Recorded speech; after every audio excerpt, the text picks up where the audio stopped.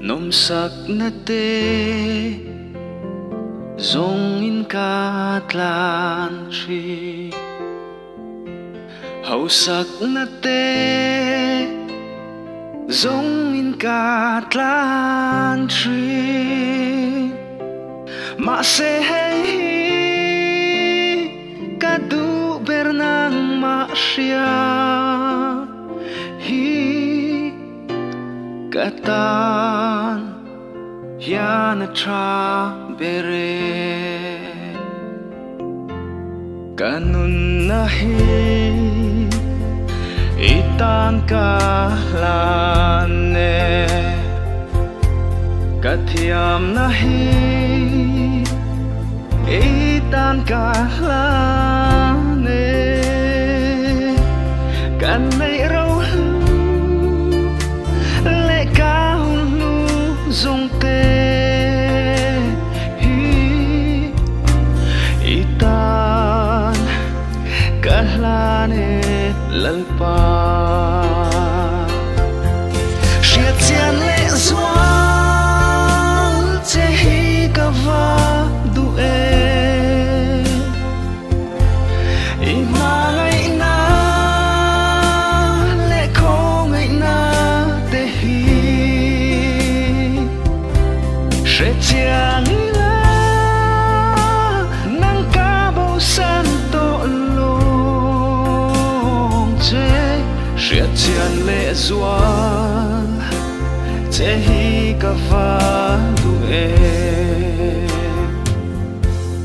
ithi sen lu katana luang chua ava ma ke o aro pui mi sing fin chui phang lulu ve lal pa avaro pui e